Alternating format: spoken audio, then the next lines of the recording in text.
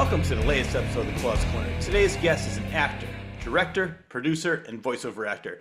His movies include The Exorcist 3, Screamers, Call of the Wild, Eye of the Beholder, Grey Owl, Intruder, Affliction, and many, many, many more. In 2008, he stepped away from the industry while continuing to study his craft and focus on voiceover work. Some of his clients include Home Depot, Volkswagen, McDonalds, Zing Toys, and Coke Zero. He is most well known as the father of Roy Keenan in last year's horror classic Scream, which featured past Claw's Corners guests Dee Wallace, Daniel Roebuck, Michael Levy, Leanna Pearl, and many more guests that have not been on the show yet.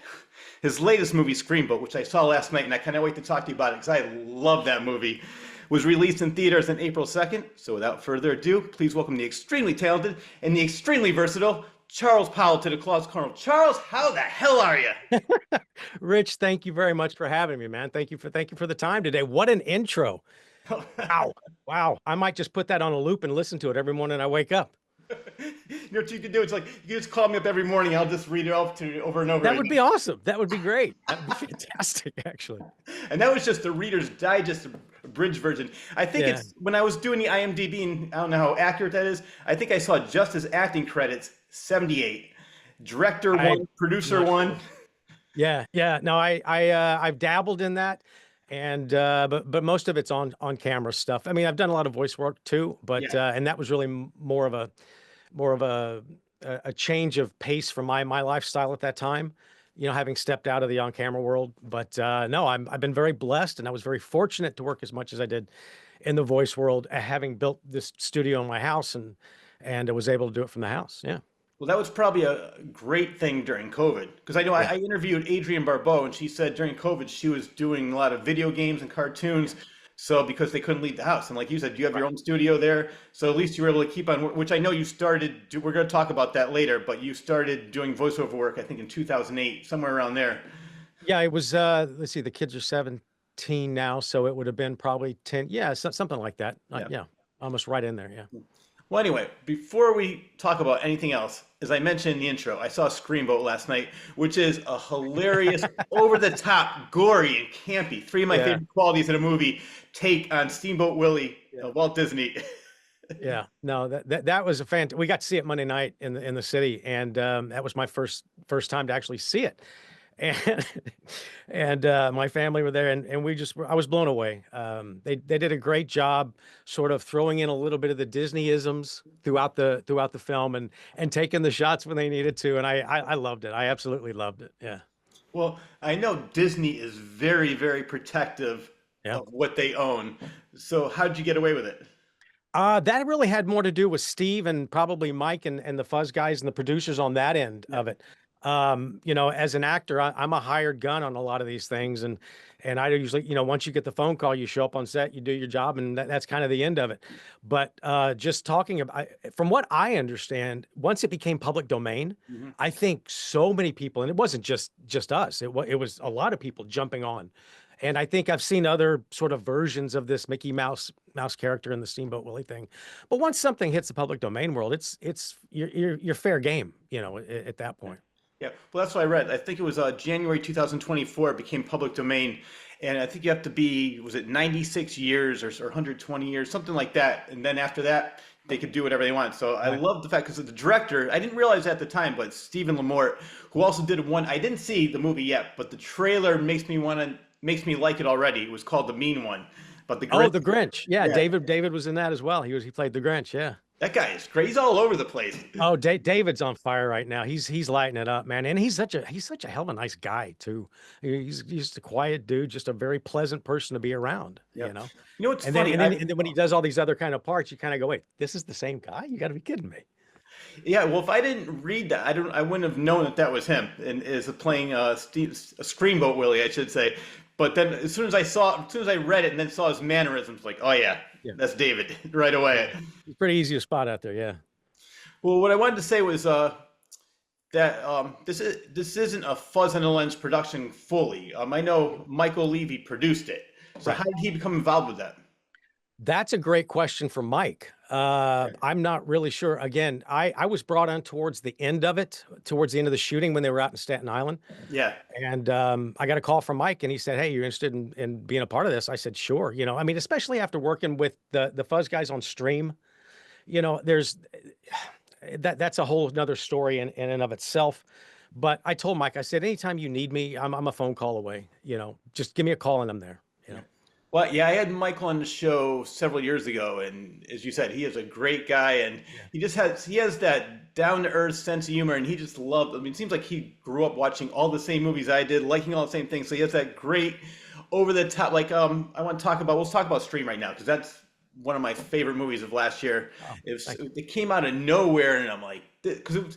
Well, I want to ask you this. Maybe I'm not sure if this is another question for Michael, but I love what they're doing with these movies. They're showing like Stream for a limited time only in the theaters, and they're doing the same thing with Screamboat. But I think that's genius in a way because it gets word of mouth going, and then as soon as people want to see it, they're like, "Oh shit, it's out of the theater," and then they can't wait to stream it. And there's so much like I don't know. I saw Stream the first day it came out because I was waiting for it. I knew it was coming out, and then everybody I talked to, what? I want to see that. What do you mean? Just the other day, like, oh, I gotta check that out in streaming. So I think it's genius. Why? If I'm not sure why they're doing it, but I like that they are doing it. My take on this, having sort of, and we all went through the COVID situation and everything shut down and nobody was going to see movies, even when the cities opened back up. Hmm. People were just not sure what to think about anything. So I think what happened was after that, and again, this is just my point of view, my speculation. I think what happened was once COVID opened back up, things like the theater, there was a lot of sort of studio consolidation when it came to what studios were doing with so much original ideas, but what they already had in the vault to remake at that time, Hmm. because they knew the properties they had, as opposed to going out and try to find something new. And I think what that did was open up the movie theaters to independent films, much like Terrifier. It Yeah. was unheard of for Terrifier to blow. I mean, it blew up in such a way no one expected. Yeah. But you just didn't see an unrated movie like this Mhm. playing at your local cinema Oh yeah. or across the country in how many hundreds of cinemas, and then all of a sudden it's like, wait a minute, if these little indies can do this, maybe there's something here. And so what the Fuzz guys, they were involved with that. I mean, what they've also done is they have a wonderful format of using the same people to work with over and over and over. So there's sort of an unwritten sort of way of speaking and things get done a little quicker. And I love the fact that it's a very much of a family atmosphere with them. But when you see things like Terrifier blowing up and then Stream right on the coattails of this, I think what that really did was open up the opportunity for independent cinema, who Yeah. doesn't really have the budget to market anyway.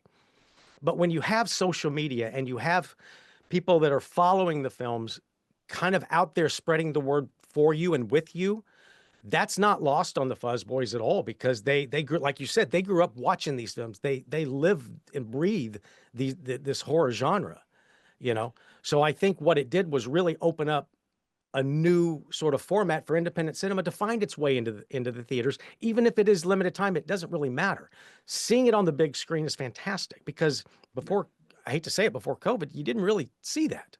Unless you were winning some con festival or as an, or another film festival, you know what I mean? That might get distribution, and then it goes the route of the cinema. But that, again, that's just my take on it. That's kind of what I saw happening in real time. I'm sure there were other things going on. I have no idea, Yeah. but that's kind of my take on it. Yeah.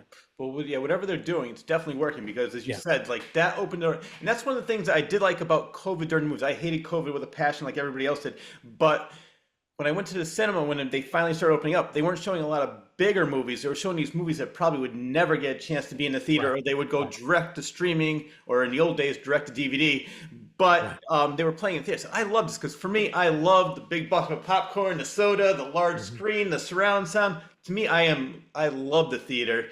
And so I would rather go to the theater, pay the $15, and then instead of sitting at home watching it on my TV when I'm distracted, I'm not paying attention, I missed that. What just happened? I know you can pause it, but it's just not the same. I love Right. being immersed, on the big screen. So I'm all about the theater. So for you, it must be because you've been acting for. We're gonna get into the Charles the early years later because you've been acting for a long time. Do you Yeah. like this new way of where it's like movies are going direct to streaming? other than first to the theater, then to TV, and then I think it's changed the way studios make movies now because, you know, but before I stepped out, I mean, I stepped away from the on-camera world in around 2007.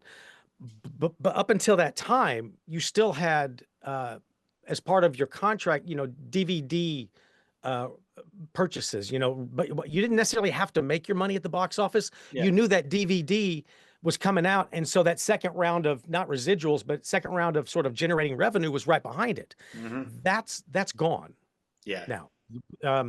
I'm sure the DVDs are still being sold some, but it's not what it was. Mm-hmm. And streaming has now replaced that. So you'll see a lot of even bigger budget movies. They will come out in the theater and almost at the exact same time, you'll see them on Netflix or HBO or whatever you're watching at that time, whatever your streaming format is. So I really think that that's changed sort of the approach of where they want to spend money. Yeah. Whereas when you're an independent filmmaker, you don't really have the luxury of having that decision to make because you don't have that money. You're really kind of focused on, all right, this is what we have. We're going to try to get it out there. You start making the phone calls. You try to get some buzz on social media. And I hate to say it, but you going back to that Terrifier thing, when people started passing out in the theaters, Yeah. or leaving the theaters, that was you couldn't buy that kind of marketing. All of a sudden people are clicking going, what is this? And it just blows up. But you have to have that. But to your question, I think with that, with the DVD sales kind of going away, they're kind of relooking at how we're going to generate revenue. I would imagine the studios are anyway, of how to make that back end money. Yeah. And I hope that answered your question. It seemed like a very long way to get around to answer that question, but No, you answered it again, perfectly. this is just my take on it. So Yeah, it's just two guys going back and forth because I don't even know either, but I agree with what you're saying. I remember years ago when Kevin Smith said, he goes, the DVD is, or no, sorry, the theatrical version is basically the trailer for my DVDs. I'm not going to make any movie in the theater. He goes, I'm going to make all my movie on a DVD. Now they have to find a way to make movies for streamings or make money through streaming, which is probably a little bit more. It's probably like artists, musicians with Spotify and iTunes. We're like, all right, let me get my 3 cents from Spotify. So that's a whole other thing. Yeah. And it's all about subscriptions at that point too. Yeah. I think they're probably making more money on the subscriptions for these streaming services than they probably are the films. Yeah, exactly. Well, let's talk about you and Stream because, like I said, I love that movie. I know it was filmed either back to back or around the same time as Terrifier 2. It was during the COVID time, and you were locked down in Gettysburg. Mm-hmm. Yeah, we were probably one of the few productions that were actually up and running during that time, and SAG was very strict about their protocols to get you on and off set to make sure everybody was safe. And I know me personally, just having spent those 4 to 6 weeks in Gettysburg before they ended up changing locations, but I personally took like 7 tests, just going and coming, and that was just me. So I can only imagine what other people were doing, but they went out of their way to keep everybody safe, and knock on wood, we didn't have one person miss 1 day of work, which was fantastic. Wow. But no, I think the location gods were smiling down at the Fuzz Boys on this film, because we walked into this shining looking hotel. This is before they got their facelift and redid the inside. And there was 2 sections to this hotel, and it was very obvious to see which section had already been redone, but the section we were staying in and shooting in was still the section to be fixed up and to be renovated. And from my understanding, they just pretty much said, you guys can stay there, stay on your side of the hotel. We have guests over here, make as much noise as you want, do whatever you need to do. And hopefully by the end of the shoot, we'll all shake hands and still be on first name basis. And that's exactly what happened. So that's what we have. So I don't really know how long they were there. I know I was on and off for about a month, a little over a month and a half. But that shooting experience was amazing. We actually started off in Maryland, I think for 2 days, 2 or 3 days, and then went into Gettysburg, and that's where really the majority of it was. And I think the hotel looks very different now. I haven't been back, but I've seen photos of it. I'm not sure if you were part of this when I had Michael Levy on, and he confirmed this. There was, I guess, they vacated the hotel. Nobody was in there, but they forgot to tell one woman, and David was doing his thing, and this, I guess a woman had a shotgun pointed at the gun or at his face, and they're like, "Whoa, whoa, whoa! We're filming a movie! We're filming a movie!" Yeah. That was a very unfortunate situation for the lady. That was before I got there, so I heard about that situation. But no, that was one of the many stories that I'm sure they have Oh, being locked down in that hotel. yeah, another one. Leanna was on the show, and you did a couple, you did some scenes with her. She was great. Like Yeah. it's so funny. She didn't really have a lot of lines in that movie, but she had her body moves and all the things that she was doing with Dave was just she was so great in the movie, and I did not realize all the things she's done besides that. I said you did more in 24 years than I did in 56 years. She's amazing. But Yeah. you were not in every scene, but you were in pretty much you Yeah. were throughout the whole movie. You played the father, so you got to work with most of the people. You got to work with Daniel Roebuck, Tim Right. Reed. I'm trying to think of some of the others. It had such a great cast. Danielle Harris played your wife. I mean, Yes. Jeffrey Combs yes. played the antagonist there, but it was an amazing experience. You know, it's funny. I know I've said this before, but I look at the call sheet and I'm thinking, what the hell am I doing here? You know, because you've got all these legendary people in this horror genre. Then there's me kind of going, okay, where do you want? Oh, you want me over here now? Okay, that's fine. I'm good. Yeah. I'm good. But no, overall, Danielle was a pleasure to work with. Yeah. I think we had somewhere between 4 or 5 days together. She was in and out, and Danny was on set for about a week, I think, or a week and a half, and Jeffrey was there probably up for the whole. Well, from what I remember, almost the whole shoot. So it was, and Tim was fantastic. Who doesn't remember Tim Reed from WKRP in Love Cincinnati? it. I mean, who He just didn't? fly If you're trap. my age, you grew up watching that, right? Yep. Me But too. he is just such an amazingly genuine person, and overall, I have no complaints. The one of the nice things I will say about working on stream is that sometimes when you work with people, one of two things is going to happen if you're familiar with them. Either it's going to go really well, Mhm. or you're going to be educated and not be going very well. Yeah. And I have to say, at least from my point of view, the other shoe never dropped. Hmm. It was the most amazing experience I ever had from the moment I showed up to the day I wrapped. And it is funny because we were living on the floors that we were shooting on. And I remember wrapping late one night, waking up like at 6:30, 7 o'clock in the morning, going out to get coffee, and they're still shooting in the hallway. I'm walking out. I don't know they're shooting. I'm walking out and they're screaming, cut, cut. I'm like, oh, sorry. Because we're literally shooting outside of where we're staying, like right outside the door That's in the funny. hallway. So it was, but that hotel was fantastic. There was so much character to that hotel, and it's become sort of a character in the film Hmm. itself, especially that interior pool area. That was Oh yeah. crazy. Yeah. Crazy. Well, I have to say, I love these conventions because, well, not only did I get a chance, as I mentioned in the intro, Dee Wallace, Daniel Roebuck, and Leanna, but I've also met Tim Reed, I've met Danielle Harris, I've met Jeffrey Combs, and like you said, I mean, I didn't get a chance to work with them and talk to them on, daily basis, but the 20, 25 minutes I got a chance to talk to them, as you said, they're the nicest, most down-to-earth people, so genuine. And that's why I love these conventions. I get to meet all these people that I grew up watching all these movies. And Right. I have to say, you definitely stood your ground with them. Oh, thank you. I appreciate you saying that. Couple more years, they're gonna be like, I can't believe I had a chance to work with Charles Edwin Powell, man. That guy is great. I'm working with this guy's been in everything. Well, I'm working on it. I'm working on it. Oh yeah. Well, we're gonna go through some of your resumes. There's a couple other movies that you did that I loved. They're probably my all-time top 10 favorites. But before that, though, I want to talk about so we mentioned Stream, we mentioned the Screamboat. Another movie I love, and I just rewatched it again because I haven't seen it in so long, was Affliction. It has Nick Nolte, Sissy Spacek, James Coburn, Willem Dafoe, and Charles Edwin Powell. Oh, I'm in there for a hot second, but that experience alone working with Paul Schrader, he's one of the most intense.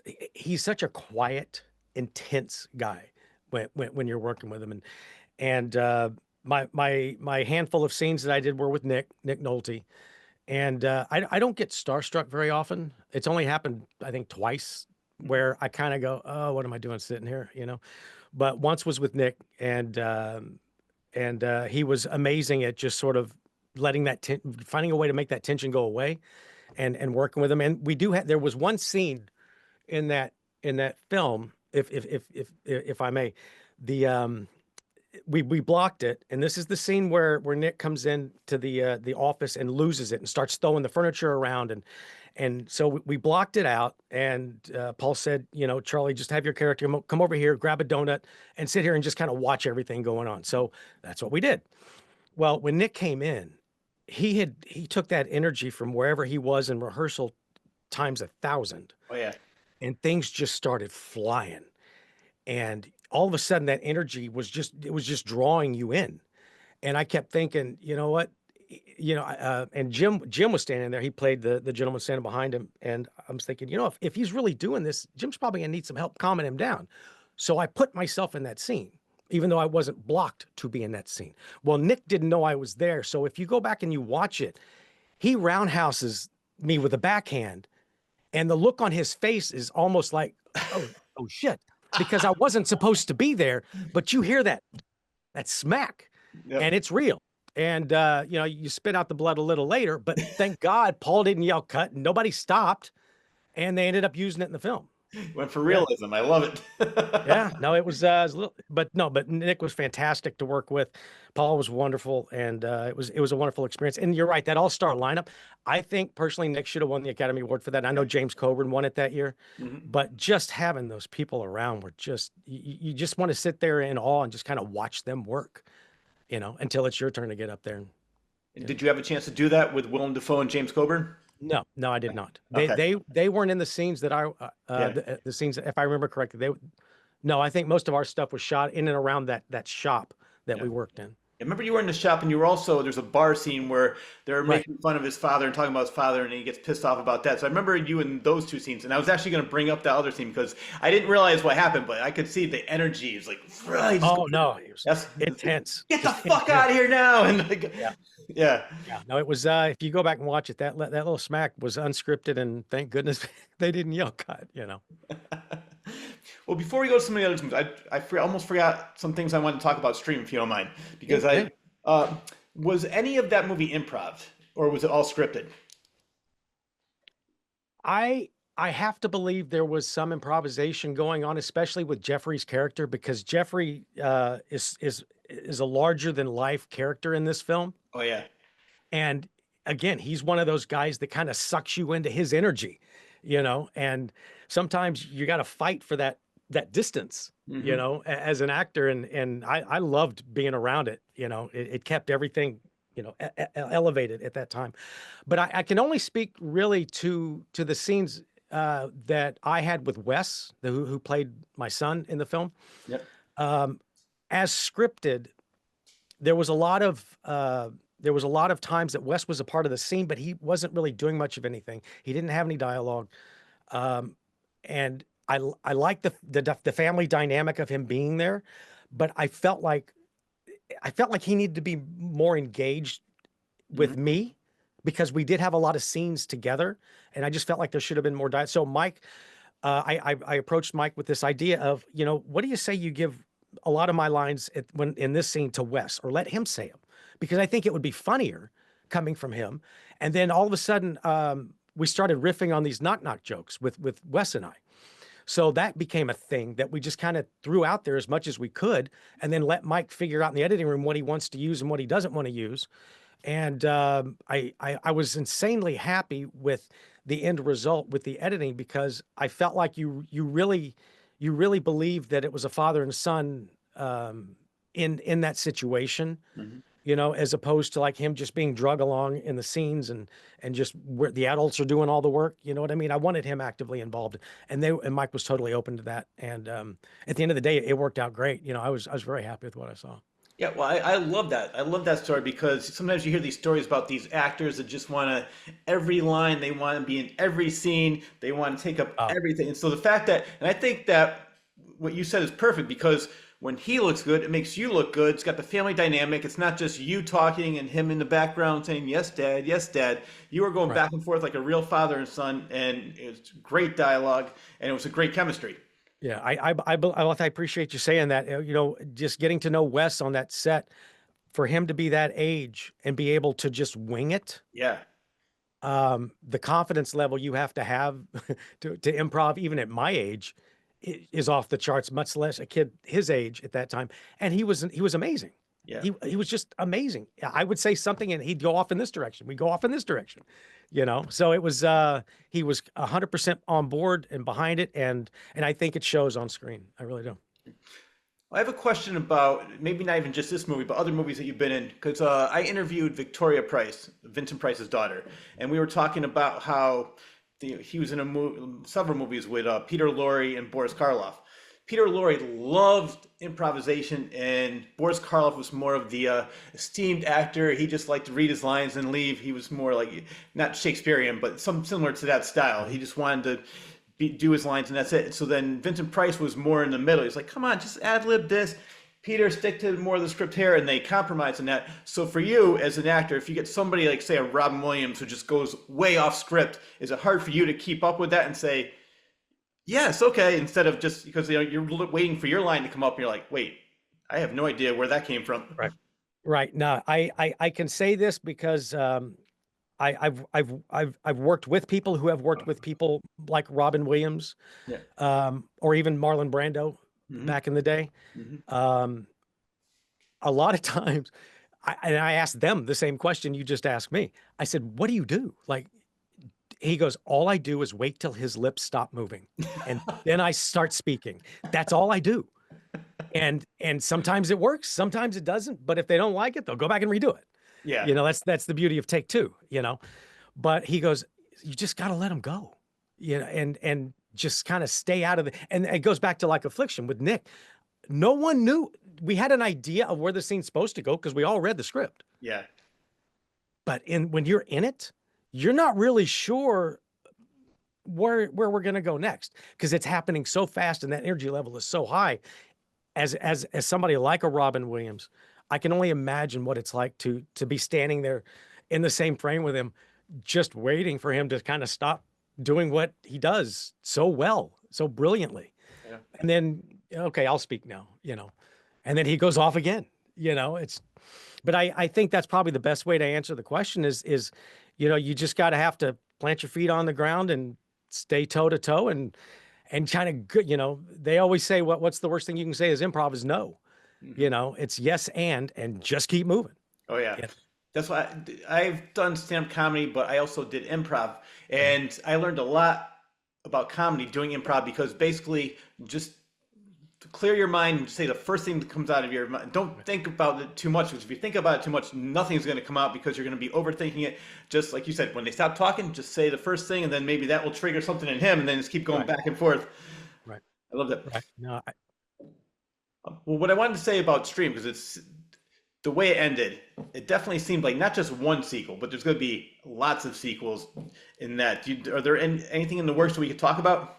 I can tell you that Mike, those guys definitely have ideas for Stream 2. I'm not really sure what it's going to take for that to happen, but I do know that even while we were shooting, they were already kind of, because it's in the name, right? Stream franchise, right? So it's in the name. I would, if I was a gambling person, I would say yes. There's definitely something in the works. But as far as specifics, I can't really speak to that. There's been things batted around, but that's over my pay grade. Yeah. Well, I'm hoping they can work you back in some of these sequels because you were great. Oh, thank you. I appreciate that. Thank you. And I love the fact with these with Michael Levy's movies. I've seen several other ones doing my research when I interviewed him. Is that nobody is safe in that movie. You could be the lead character. It could be a character that's only in for 2. I mean, like, what the fuck just happened? It's like, and then you're waiting for like, just kidding. Yeah. Like, oh no, they're not kidding. So yeah. No, it's nobody's safe. Nobody's safe. And that's what makes the movie so good, because you're like, most of the movies, like, they walk away happily into the sunset. Oh, come on, they're the protagonist. Nothing can go wrong. But with his movies, everything can and probably will go wrong. Oh yeah, no, I was quite happy when I was reading the script. I was pretty happy moving into the ending of the film. Yeah, because I'm like, okay, yeah, I'm looking at a sequel maybe here. Like, oh, maybe not. Oh, you know what? I'm just going to go back one page and pretend I didn't read that. Just throw that last page out. Like, oh, just throw the last page out. Just toss it. Don't need it. Leave it alone. No, but it's but anything is possible, man. These guys are so creative. I don't put anything past them, Okay. you know. Well, years ago, I met Bruce Campbell when he was doing Army of Yeah. Darkness, and somebody said to him, they're like, "Well, come on, at the end of part two, this happened." He goes, "Hey, when it makes enough money, they'll find a way to make Ash come back." Right. So you never Right. know. Love him. Absolutely love him. Oh my Big God, fan. yeah. I have a funny story to tell you really quick. As I mentioned, I've been going to these conventions for years, and Yeah. it was 1989, right before Army of Darkness came out. So he was popular, but he's not like he is now. I mean, now Right. you can't even get near him. So I was at Fangoria. It was for the weekend in New York. The elevator door opens. It's him, Gunnar Hansen, who played Leatherface, and Linnea Quigley, who was the Scream Queen in the Yeah. 90s. So I'm like talking to Bruce. Bruce is joking around with me, and I said, "So Bruce, are there any cool parties?" "Oh yeah, in the 11th floor." I can just tell him, you know me. Don't worry about it. So he's saying so seriously. So we go up on this. My friends and I go up on the floor. There's nothing on that floor but janitor closets. There's nothing. So the next day I say, "Hey, Bruce, thanks for the party." He goes, he had his girlfriend and wife, and he goes, "Honey, that's the asshole I was talking about last night." I got a picture where I'm choking him, and the shirt he goes, "Rich, see you at the party. Love, Ash." With friends like that, right? Exactly. No, I love that dude. But no, he was hilarious, and just like you, it's like you meet him in person or see him on the film. You see him in person, he's the same guy. There's no Okay. ego involved. There's no like I'm a star. It's just like a regular guy. It's like, hey, just wants to have fun. Yeah. No, absolutely. Absolutely. I knew I was in my place when I was started to read some of the stream reviews that were coming out. And I remember Charles Edwin Powell is going to be at this place. And the first comment was, "Who?" Oh And I man, kind of went, "Okay, we're there. We're there. exactly, Give me a little time. All right. exactly. You got to start Everybody's got to somewhere. start somewhere." It's like the 20-year overnight success. I make it look easy after 30 years, you know? Well, one thing I'm impressed with this movie, and I want your opinion on this. What do you think makes this movie stand out? We're talking about stream among so many other horror movies. I'm going to say original content for sure. Just the idea. I don't, having the family trapped in a hotel, haven't necessarily seen maybe one of those in a while, but the fact that Mike and the guys were so into adding that technology aspect of it and having you question just about everything that you think is safe Hmm. in a hotel. And I think their ultimate goal was to try to make this film feel like, you have Stream do for your next hotel stay what Jaws did going to the beach, Yes. right? And I think, if you get into that mindset, you are going to start wondering what this camera's for and why is there a camera there to begin with, and what this technology is. And I love I think it's the perfect base and foundation for taking this film franchise to the next level, Hmm. because technology's, I think, still in its infancy, which is crazy to say, but who knows what's going to happen over the next 2 or 3 years, especially with AI. Oh, yeah. AI is going to blow up or destroy or help. I don't know which, this industry. And I have no idea how that's going to affect what. I mean, even the voice actors now are having to sort of raise their hand and go, "That's not me. No. We need to do something about this." And I don't know who regulates that. I don't know how you regulate that. But the likenesses are next. First it's the voice and then it's the likenesses. So again, I think AI's, there's probably a hell of a lot of good that's going to come from it, especially in the medical field, which I praise so much. Yeah. But in the entertainment world, man, I have no idea what direction this is going to head. Because I do know it is going to start cutting costs to have films made if you can do it through AI somehow, because you don't necessarily deal with humans. You're dealing with a computer and some visual images, you know? So I'm not really sure what the end game is, but I don't think we're close to it yet, you know? I know you went on strike several years ago, and I don't blame you. But not only is it cutting costs, but it's going to cut the quality. I was talking to an actor, and he was telling me that a lot of writers, what they'll do is they'll use AI, and the AI will write the first draft, and then they'll just go through that and fix it. Just start from scratch like the old days and make it more human, because AI can write. Just as a joke, I have that chat box GPT. I said, let me write a horror movie based in Farmington, Connecticut. That's where I live. About this, and it came up. I had a book within 5 minutes. but I'm reading it. It's just so generic, so boring. It's just it. So there's really nothing that, and like you said, I applaud it for all the other things. Keep it out of the entertainment business. Yeah. No, I'm sure it's going to find its way, and it's already here. Yeah, We haven't seen it really open up yet. I yeah. don't think. Well, what I wanted to add to what you were saying about what makes this movie stand out, for me, I love the fact that it's more character driven, Hmm. more than like a lot of other horror movies. And also, you instead of everybody just getting killed over and over again, which does happen a lot, you actually care about these characters and you actually Right. like them and you don't want to see them get hurt. Most movies I'm watching, like, which one was that? Who cares? On to the next kill. This movie's completely Yeah. different because you care about the daughter, you care about the two guys in the other room, you care about Danielle Harris, you care about all these different characters, and Daniel Roebuck is just over the top hilarious as always. I love his character. He is. I wish we could have kept a lot more than what we did in the film. I'm sure it'll be in the behind the scenes stuff, Yeah, but he had people rolling and so much of it you can't really say again, repeat it, but it was hysterical. And Mike knew he was going out of his way to change that horror format for a little bit by taking the first half an hour or so of the film and establishing that family. Like he knew what he was up against, hmm, and he knew was probably going to be some pushback against it because it's not a traditional, you know, the movie starts, slash him up, the movie's over. yeah, He really wanted you to be invested in the characters, and whether you were or whether you weren't, that was his sort of vision into getting this out there. So, I was behind it 100%. You make people care about the family, then they care about what happens, through the story. And again, it was their different vision of maybe making horror a little different than what you would normally see, that kind of thing. yeah. I can honestly say when they got to that last page, I'm like, no, this can't be happening. No. I would have to agree with you. Yeah. Because Yeah. I have a question with you about acting.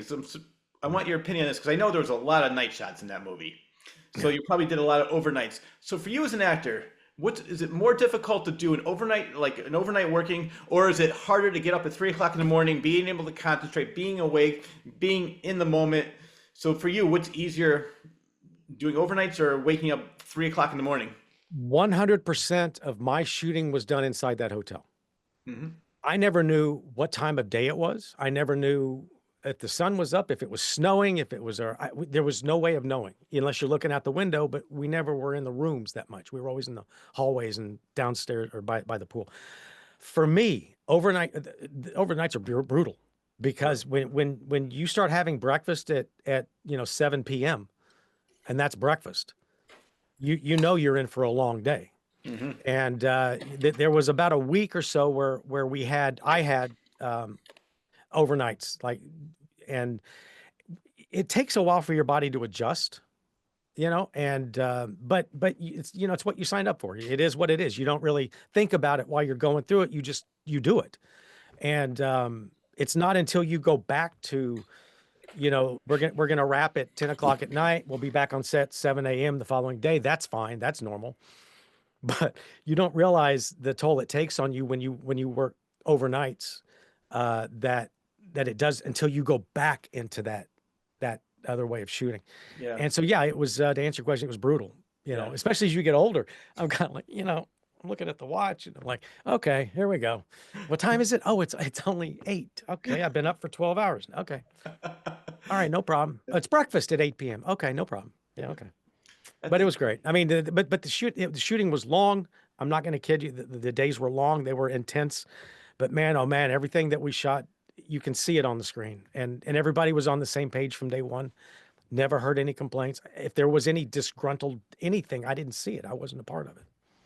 Well, speaking of that, getting back to AI for a second, I love the fact that Fuzz and the Lens production guys are old school with special effects, with Damien doing all the Right. special effects, because AI can make it look good, but I just love people like Rick Baker, Rob Yeah. Bottin, Damien Leone, the people that put that on there, and you can see that it's that it looks more to me realistic than anything AI could do. And I think one of the first times I ever noticed that, which I know was still in its infancy, was when the movie Twister came out, the original, and it was like, oh wait, there's one. Oh wait, there's a bigger one. There's a big. It was like they sacrificed the story just to show how cool the special effects are. And Gene Siskel made a great comment years ago. He said, I think the last good movie was made back in the 70s. And Roger Ebert asked him why. He said, because back then they had to rely on character development instead of all these CGI special effects. And I sort of agree with that. And I love the fact that the Fuzz and the Lens Productions guys care about both. They want good special effects. They do it old school, but they also care about the story and the characters. Well, it wasn't uncommon for us to, in between the shots, to go find Damien, who was in one of the rooms sculpting the stuff for the next Terrifier. Mhm. So while he was doing our stuff, he was also working on his film as well. But and Mike is known for saying this. He goes, it wasn't, some things weren't necessarily scripted that way. Mhm. But and I've said this before, but when you have somebody like Damien on your team and they're in your corner doing what he does so well, you kind of get out of his way and say, okay, go do your thing, and whatever you do, we're going to be right behind you. Yeah.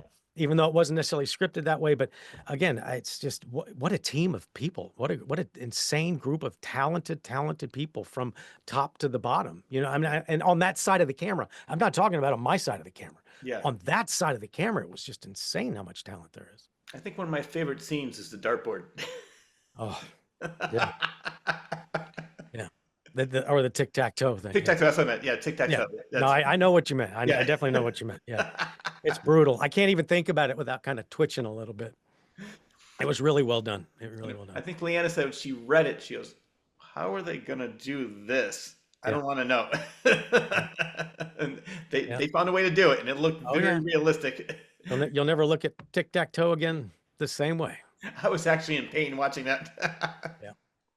Well, I want to go back to Charles Edwin Powell, the early years. So I know you grew up in Houston, Texas. Mm-hmm. And before any of this acting became a thing for you, you were almost a young Tiger Woods. Well, you won your first golf tournament at 7 years old. Yeah. And your last one at 14.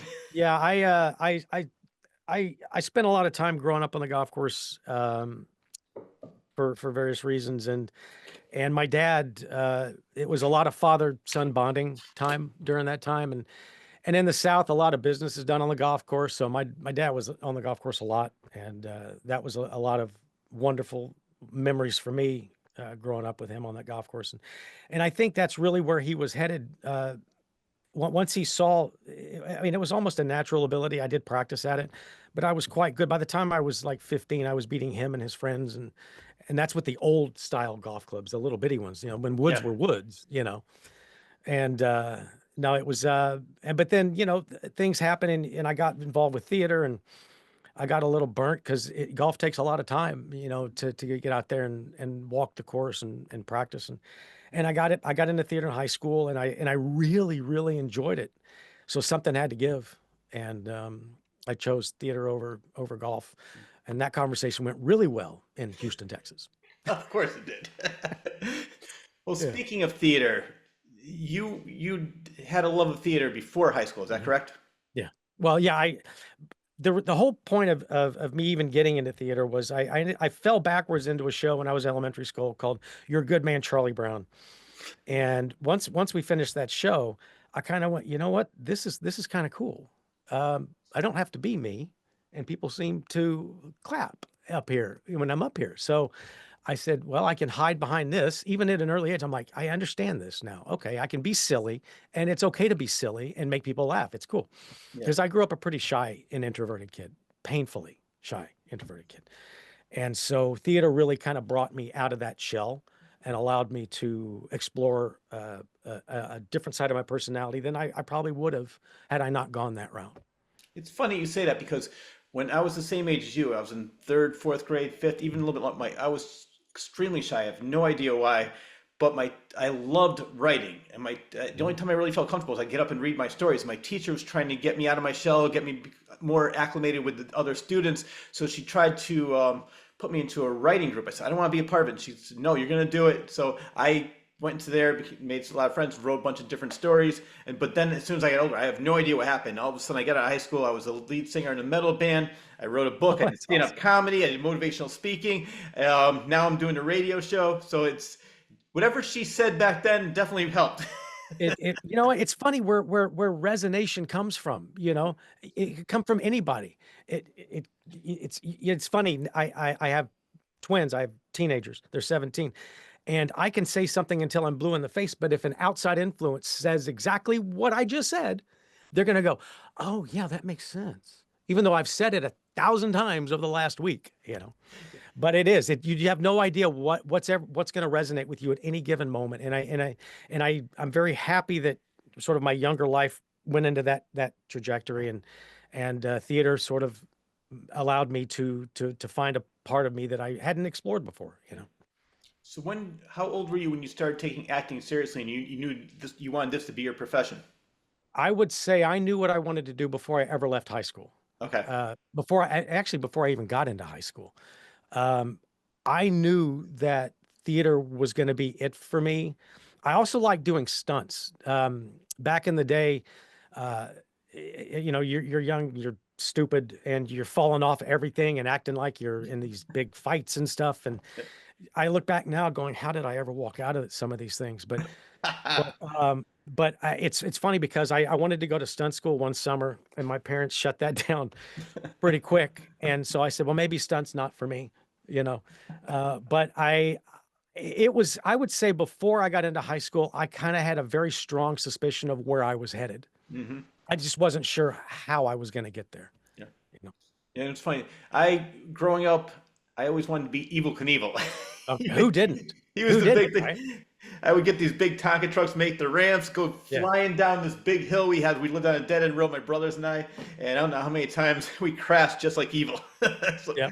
but yeah, so I definitely had a similar childhood where it's like I love doing this. I love it. And always getting hurt, but it was always fun. Right. So you in high school you knew what you wanted to do, but you went to college for something else. What did you go to college for? I majored in animal science and biology. Wow. Okay. So yeah, my parents had always been supportive, but not necessarily encouraging or encouraged, but not so much supportive with the arts part of it. They wanted me to get my degree, and then Mhm. after that, I'm on my own kind of thing.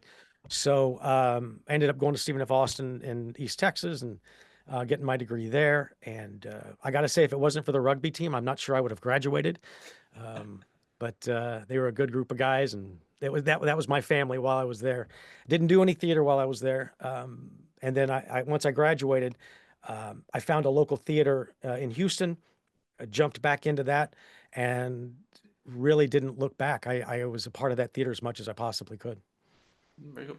All right, so let's talk about the Lone Star Bear audition. Where are you getting this? What are you reading? I did my research. Oh my God. All right. So Lone Star, I got to think about this. I hadn't thought about this in a while. Um, yeah. So there's not a whole lot of opportunities in Houston during that time. And I don't remember what year that was, but you kind of take opportunities as they come in. A lot of it's extra work on films that do come through. And then occasionally you get the opportunity to audition for commercials. And this happened to be a national commercial, a SAG commercial. And I had 3 callbacks for this commercial. And it was nothing to do with what was actually being done in the commercial. But I ended up being hired as an extra to be a part of this commercial for a day for Lone Star Beer, which is a big beer. Most people never heard of it. It's a big beer. It's huge in the South. And so anyway, they hired me and they told us what to do. And it was a big wedding scene. They handed me one of these click cameras with the rotating bulb on the top, you know, and just take a picture of the bride and groom as they come down the aisle. That's all I did. Yeah. Well, when I got my check, I realized I'd been upgraded to a principal on-camera performer in a SAG commercial. I went from being an extra to being upgraded without even knowing it. Wow. But I did know that was enough to qualify me to join SAG. Mhm. So I actually called the SAG office in Texas and I said, "Look, I just got this check. Is this real? Like, can I join the union?" So I wasn't ever going to move to LA or New York until I was able to join the union. And so She said, yeah, absolutely. So I joined the union in Texas. A couple of months later, I packed my bags, headed West Coast, and went to LA, and didn't know a soul. I had just my car, $500 in my pocket, and a classified section on where to get an apartment, and that's how that happened. Yeah. And I slept on the floor for a few months of this house, this room that I rented in West LA, and then just kind of evolved from there. I love that story because unfortunately, I don't think a lot of up and coming actors can do something like that with $500. That's like basically one night stay in a hotel. Well, that's just it. I mean, I knew immediately I had to find work. Yeah. So I had a friend drive up there with me, and he knew of somebody that had a friend that was willing to let me stay with them for a couple of weeks. Oh, good. So it was a friend of a friend kind of thing. So after a couple of weeks of being there, I'd already had a job for a week. And I was already sort of in the system, and as soon as I got the first paycheck, I was gone. And I explained to my new landlord, I'm going to put my sleeping bag on your floor, and I'm going to be sleeping in this room because that's all I own. And that's how that started.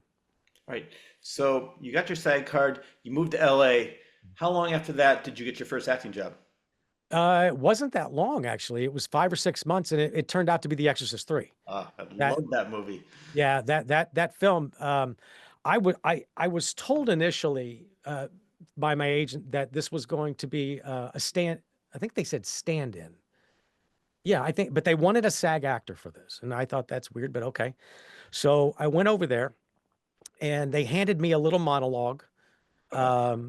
when I got to the casting office, and I'm thinking in the back of my mind, my agent said this is a stand-in. Why are you, in my thinking, why are you handing me this piece of paper? She goes, if you would just look this over, we're going to walk across the street, and you're going to read this for the director. And I went, okay. So we walk across the street, the old, it's Desilu Studios, which I think is Sunset Gower. And so I walk in, and the first person I see is George C. Scott standing there with a gun. And I'm looking at the AD who walked me across the street, and she's just like, hang on. So they ring the bell. We go in the green room. I look it over. The gentleman walks in. I read the paragraph. He goes, great. Read it a little slower. Great. Thank you very much. He leaves. It all takes about a minute and a half, maybe. And then we leave. We walk back across the street to the casting office, and I'm like, what is this? What is this for? And when she goes, well, we'll let you know if they end up using you. So my agent called me and said, what they need you to do is be a double for Jason Miller's character for The Exorcist 3. They're doing a reshoot over there, and Jason's going to wrap in a couple of days, but they need him for another 3.5 weeks. So they need someone to be him.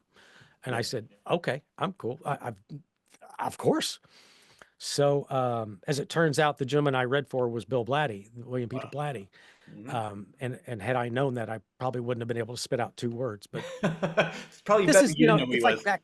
No, but we didn't have internet. We didn't have this. It Yeah. wasn't so accessible. You knew names, but you didn't know what people look like. You know what I mean? So anyway, 4.5 hours every morning in the makeup, first one in, last one out. And they were full days. And it was an experience that I will not ever forget. Being around Nicole Williamson every day in that cell. Mhm. I didn't get to work with Jason, but he was very kind with his time, allowing me to just kind of sit and watch him work because I needed to pick up his mannerisms and things like that. And it was a great gig for me. I mean, in the drop of it's a drop in the bucket when it comes to that movie being made. What I did, Jason Miller's always going to be Father Karras. He's always going to be the patient X, but I'm very grateful to have been a part of that shoot. Oh yeah, most definitely. And it's funny with Jason Miller because I've seen other movies and he's a great actor, and I didn't realize until a couple years after that his sons are great actors too. Like one son who played in Daniel Roebuck's movie River's Edge, he was the young kid, and he just That's a great directed movie. a new Exorcist movie with Oh yeah, I forgot who played it. Who's the one who played Gladiator? The actor. Russell Crowe. Yeah, Russell Crowe. There was a new Exorcist that I don't think it's part of the movie, but it's an exorcism movie that Jason Miller's son directed. He wanted to pay homage to his father, and I think Jason Patrick's his other son who played in so many other Yeah, great movies. yeah. So it's really good lineage there. Oh my God, yeah. And again, he couldn't have been a nicer man with his time, and he kind of understood what my role was, and Yeah, he was very generous with, he goes like, kind of whatever you need. Yep. And what was the reason they needed to do reshoots? I know there was one reason that they were missing something they wanted to add. I I have heard so many conflicting stories about this, but I'm so new to LA that I wasn't really part of any discussions about anything other than your call time is at, 4 o'clock in the morning, and we're doing a reshoot. I have to. It's my understanding that there wasn't necessarily an exorcism in Exorcist 3. Yeah. That's my understanding. Or yeah, that's my understanding of it. So there could be other reasons. I don't know, but I think that might have been the big one as to why they were funding a reshoot. Yeah, well, I read the same thing too, and I read that because the book is called Legion, and they said no, Yeah, well, the word that was Exorcist initially the 3 too. title. Yeah. Yeah, and they're like because they wanted to write sort of like Season of the Witch with Halloween 3. It had nothing to do with Michael Myers, but like Michael Myers was such a big hit, they're like put the word Halloween 3 in there. And people walk in the theater like, what the hell is this? But I love because Exorcist 3 is a direct sequel to the original. Exorcist 2, The Heretic, was just plain terrible and horrible. Nobody even mentions that one anymore. But I love I think William Peter Blatty is a great writer. I love the movies he directed. He also did Ninth Configuration, some other movies. So when I saw that, I wasn't sure what to expect. I'm like, holy shit, this is great. Yeah. Yeah. Yeah. No, it was a great experience, and I always felt like Mr. Blatty was looking out for the makeup and the fire and the snakes and it was a crazy, crazy shoot. I can Crazy imagine. shoot. Well, I Yeah, heard you mention. and I'm about as green as you could get. I'd only been in LA a few months when this opportunity That came is around. that's impressive. You just moved to Yeah. LA, $500, and you're already in a major Well, motion picture. yeah. Well, it was a crazy shooting schedule, and it was an introduction for me to see how things worked Yeah. on a level of that level, you know. And then I was very fortunate. Right after that, I ended up working for Roger Corman, who's produced a billion movies, I but love he it. actually gave me my first shot at an on-camera role. It was a film called Cheyenne Warrior, and it was with Dan Haggerty, Clint Howard, and Kelly Preston played my wife. Wow. Rest her soul. She was a very, very, very sweet lady. That is a great. I mean, I love Clint Howard. Such a great Oh guy. yeah, Roger Corman, I love his movies because he's another one that can make a movie with zero budget. yeah. I think there was a movie that starred Jack Nicholson and Boris Karloff. I can't remember what it's called, but I have it on VHS. And basically, he had Boris Karloff for, I think, maybe 20 minutes I forgot what it was, maybe an hour. You're like, let's just shoot some scenes with him now, and then we'll make a movie around that. And he had this Right. way of Jack Nicholson, and it worked, but he made it work. And obviously, that's where Joe Dante came out of with Piranha and something. So I mean, there's so many great producers and actors and Oh yeah. came out They and they directors started came they out of it. started with him. Most people don't have any idea, the lineage that he has from actors and directors, and even producers coming out of the Corman Studios. You know. How um, how did you get involved with him though? Um, I'd always wanted to work with Roger Corman because I knew how much work he was doing, and I figured that that might have been the best opportunity for somebody new. Mhm. So I told my agent, I said, "Look, anything that comes through, get me out there. Just Yeah. submit me. I don't even if I'm close to being right. Just." So they ended up calling her back on one film. It was called Cheyenne War. It was a western. I'm a big fan of westerns. Growing up in Texas, obviously, but Yeah. and it worked out. I had 3 callbacks for it, and it worked out, and it was my introduction to the on camera one. And Clint was amazing. There were times where I wasn't sure about certain things, and Clint was always that voice saying, "Hey, go ask him, or it's okay to go talk to him," because I didn't know, if I and so I thought it was a great way to learn how to be on set. Yeah. You know. And most people don't even realize him. Besides being Ron Howard's brother, he's that little kid in Star Trek. And Howard, He's had another storied career too. My God, I know. his IMDb page has to be about 4 or 5 chapters by now. Oh my God, yeah. What about Dan Haggerty? He seems like a great guy. Oh, I love Dan Grizzly was awesome. Dan was awesome. Yeah, he was a good soul. He is exactly who you think he is. He is Yeah. exactly who you would hope to meet, and he's exactly who you would want him to be. Oh, He was just good. a very genuine guy. Yeah, I love hearing stories like that. Now I want to talk about some of the television work you did. And one of the Okay. shows you did was Popular Mechanics for Kids. Yes, yes. Hearst Entertainment out of New York produced that. And that was a show that was on years and years and years ago, where it basically broke down the magazine and allowed kids to do these experiments at home. And there was a series of younger hosts that would come through the show over the 3 or 4 years we were on, and I played Charlie in Charlie's experiments kind of thing. Sometimes they went well, sometimes they didn't go so well, but it was sort of a humorous way to get kids excited about science, get kids excited about, it's okay to do this at home because you probably have this stuff laying around your house. Yeah. So it was a wonderful experience to be a part of. Yeah. I'm guessing now if you did that show, some kid would blow up his kitchen and they're like, "It's all your fault. If they didn't see that on TV, they never would have done that." Yeah, thank goodness that's not on. It's not running anymore. Yeah. Different Oops. times. Different times. Yeah. This one movie I got to check it out after we end this interview because I didn't see it yet, but when I was doing my research, I'm like, it's got such a great cast. It's called Gray Owls with Sir Richard Attenborough, Pierce Brosnan, and Charles Edwin Powell. Yeah. Again, I'm a drop in the bucket in that film, but auditioning for Mr. Attenborough, like I said, I'd mentioned earlier that I've only kind of been starstruck a couple of times in my life, but I'd known Mr. Attenborough as an actor before he was ever a director. And then he blew up on Jurassic Park as the white. Oh, yeah. So that's how a lot of people know him. But I remember getting the call to audition for him and going to the hotel. It was done in a hotel, and it was like there was no reading, and there was no sides. And walking in and just talking to him, he would just sit down across from me and just talking to the man. And after he was done, he'd say, "Okay, thank you." And he'd go, "Now, which part did you think you might be right for?" And Wow. I'm like, "Okay, this one." Well, yeah. No, but he mentioned a few, and he goes, "Okay, that's good to know. Okay, thank you very much for coming in." He was the sweetest man I've ever been around as a director. When I did get hired, I was working with Pierce Brosnan, who I can't say enough nice things about. He's about as approachable as you would ever want somebody of his status to be. And it's just a really cool dude to be around.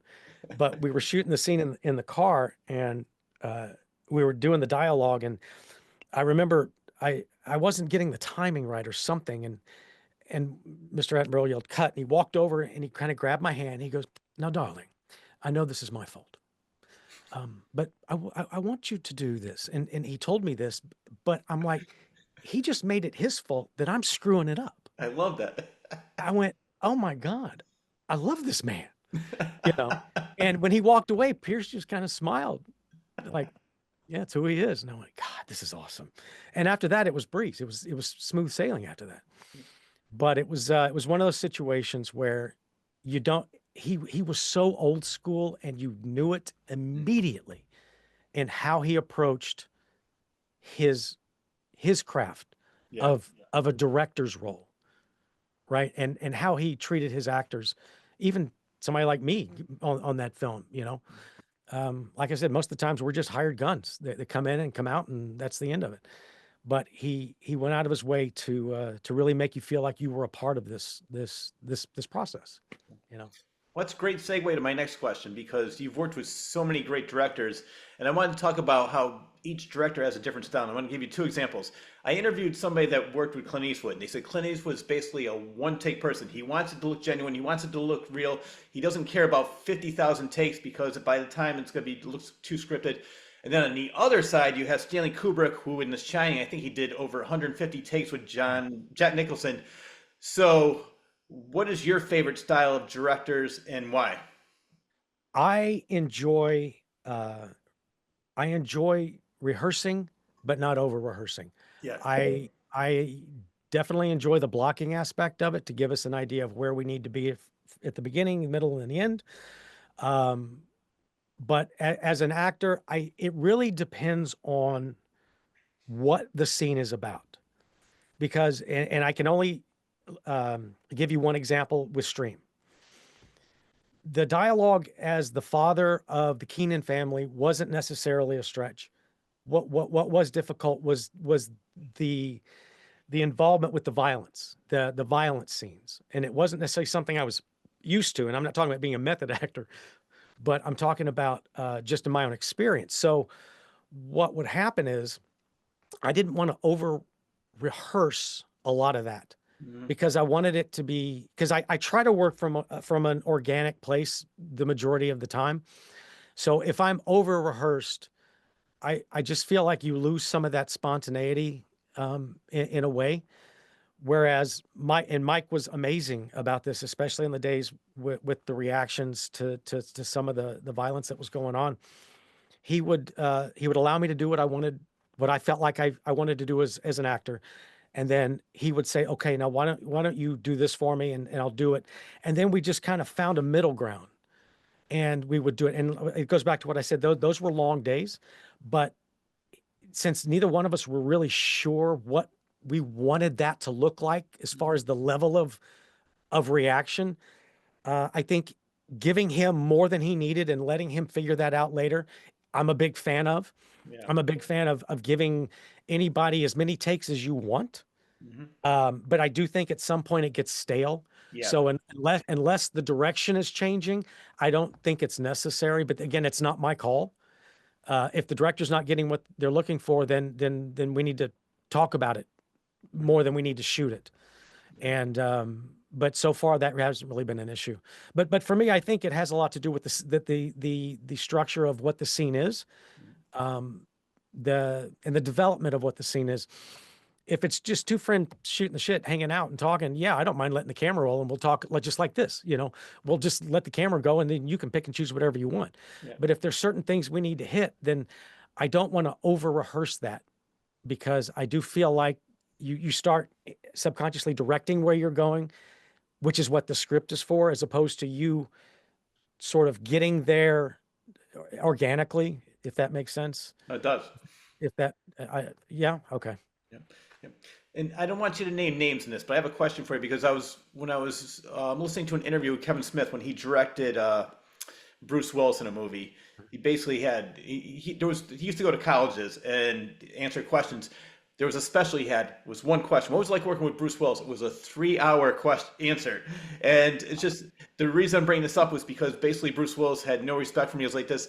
And he goes, "How long have you been doing this? How long have I been doing this?" And without naming names, I don't want you to do that.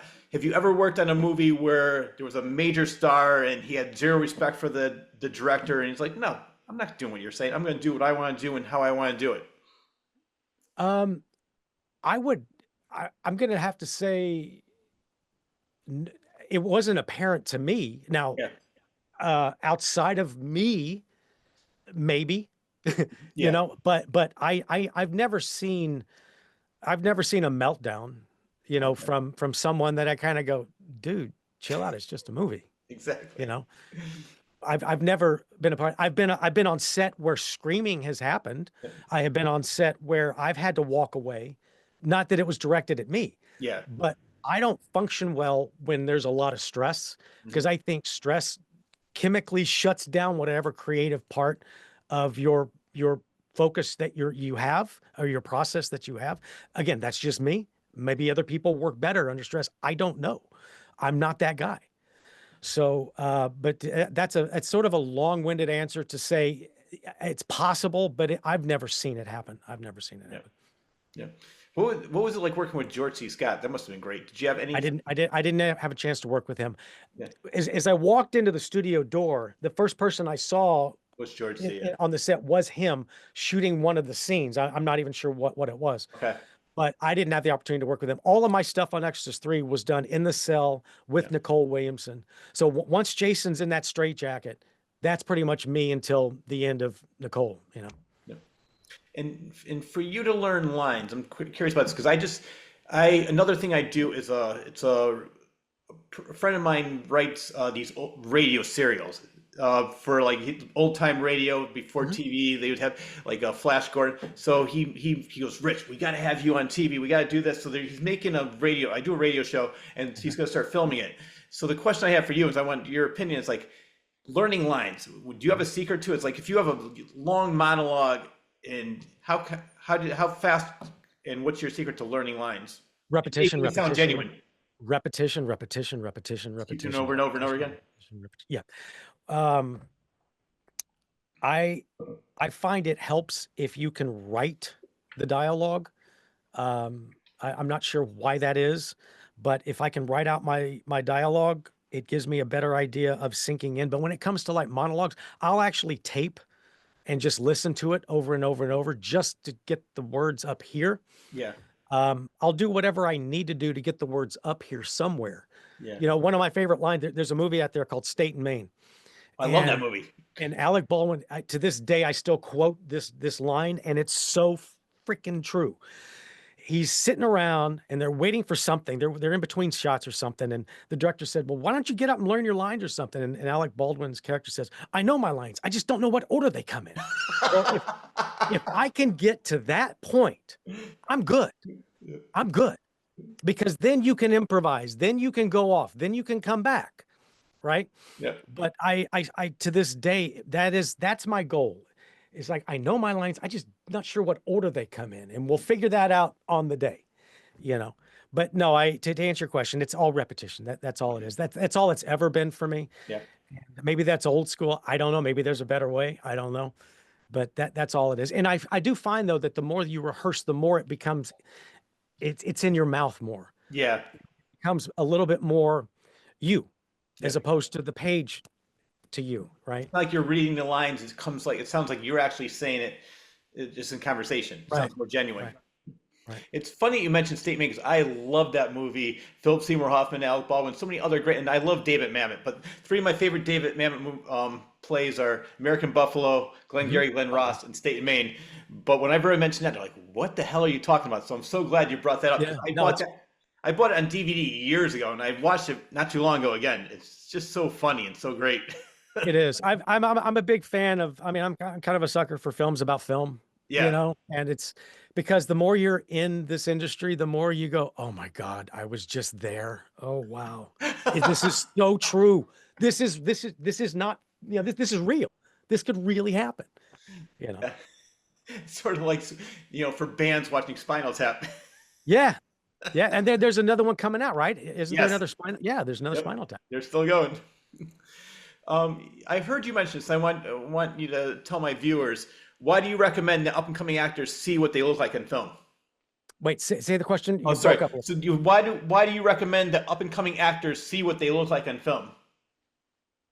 I think I think I know what you're referring to. For me, going back to what I think you're referring to is when I was in Houston, I was part of this ragtag group of actors that just came together for no other reason other than to get together and shoot something in class to learn how to work on camera. Mm-hmm. Well, the biggest lesson I ever learned was the first time I ever saw myself on camera. Mm-hmm. It's like the first time you hear your voice on tape. Yeah. Some people still think it's, fingernails on the chalkboard. I remember this like it was yesterday going, that can't be me. This is so bad. Yeah. But then you start to understand the nuances, right? You start to understand the subtlety of what the camera brings. You're not on stage anymore, right? So I think it's important to study. I think it's important to learn as many different ways, meaning, Stanislav, Meisner, Hagen, whatever works for you. I've always found that those might be ways to get out of a bad situation, dialogue-wise, as opposed to like maybe just one way to work. Yeah. But I think it's important to have thoughts of all of those in your arsenal. But I think it's important, at least early on, for actors to see what they look like in order to see what the camera sees, to see what you see what I see. Mm-hmm. Because I have, even today, I worked on Law and Order a couple of weeks ago. And I remember thinking, I have no idea what the camera sees right now. Because a lot of times they'll cut and go right back in, and they might change a lens or something. You don't know if they're going tighter, if they're going wider, and you just don't know sometimes because you're not close enough to ask.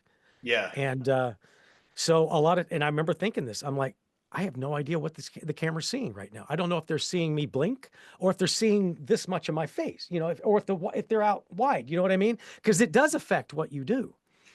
So I do think it's important to especially early on, you need to know what your voice sounds like. You need to know what you look like. When a camera's sitting in your face, you need to know what you look like doing nothing.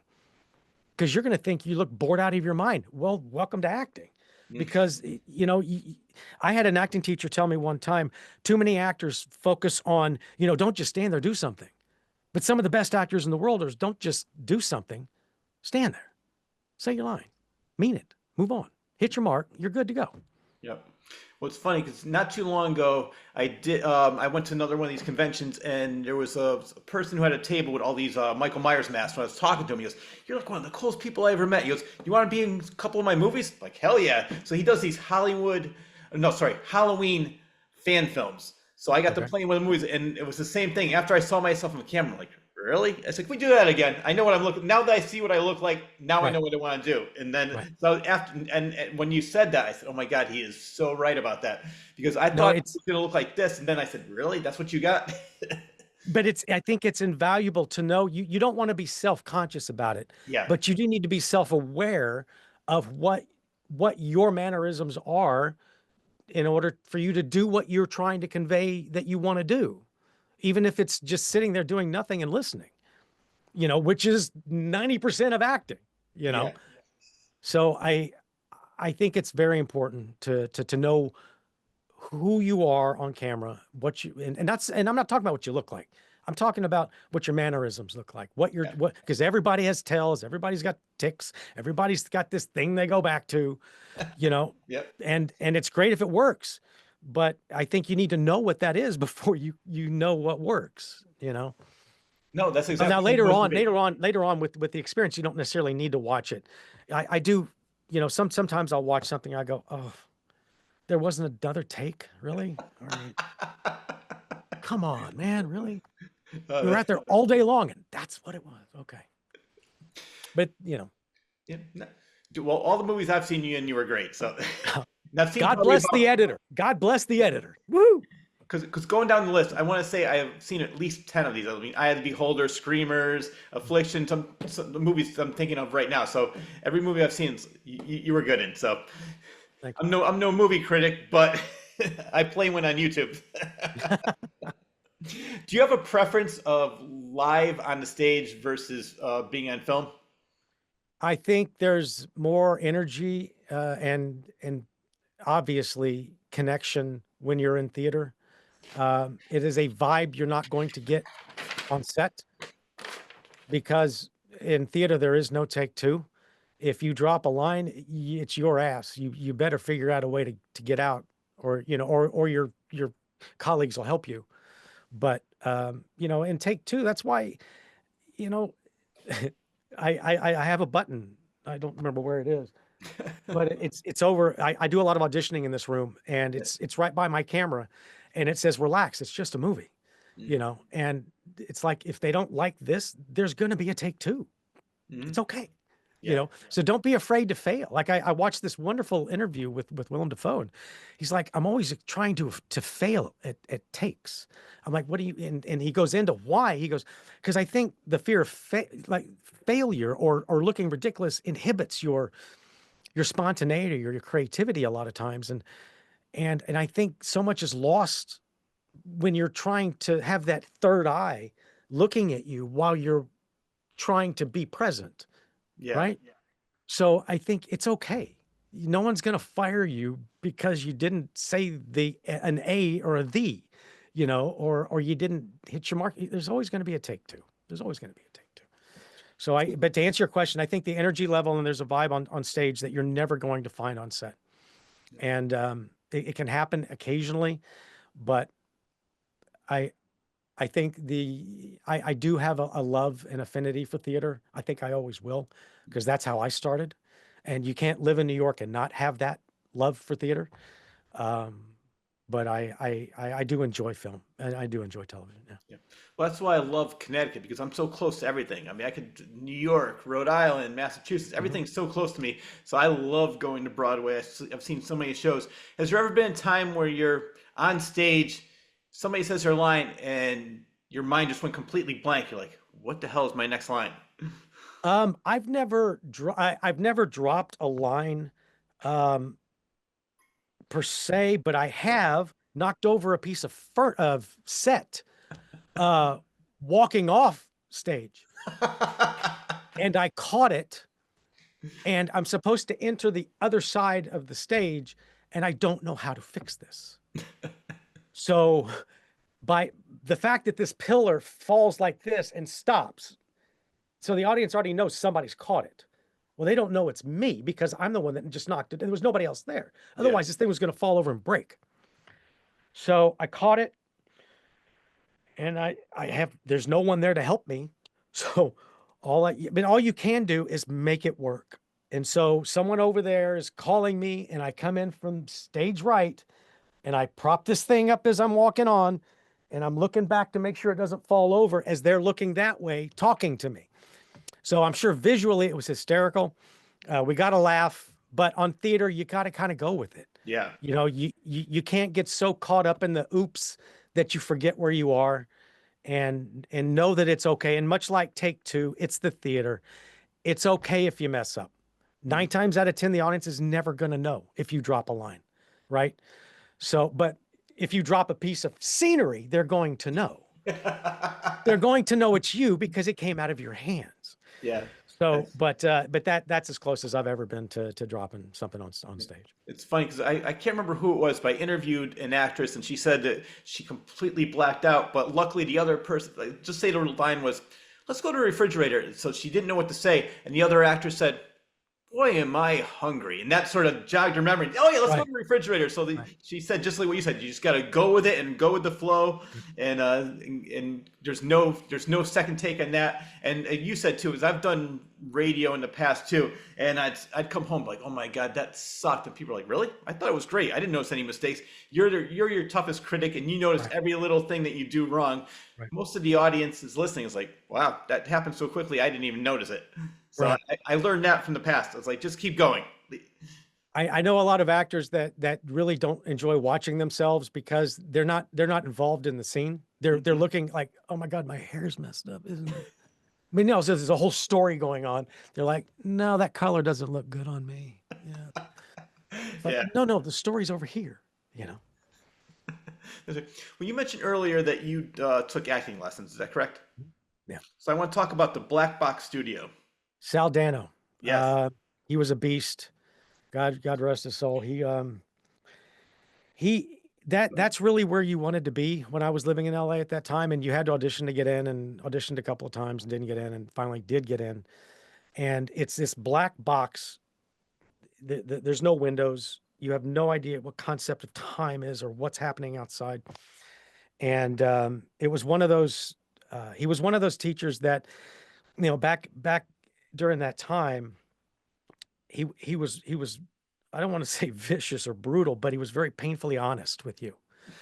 And some actors were willing to accept that, and some actors had a hard time with it. And you know, he would strip you down, not physically, but just emotionally and mentally, and ask you why you're, and just not let it go. So you're constantly questioning the words coming out of your mouth because he wanted you to understand why you were saying what you were saying, not just because it was written, but because it made sense to you. And I learned so much in that time. It's one of those situations where if you didn't want to be there, why in God's name would you ever be in that class? Mm-hmm. Because there are easier ways in life to be abused than going to this acting class. And, but man, oh man, I learned quite a bit from him. And, no, it was a good experience for me. Yeah.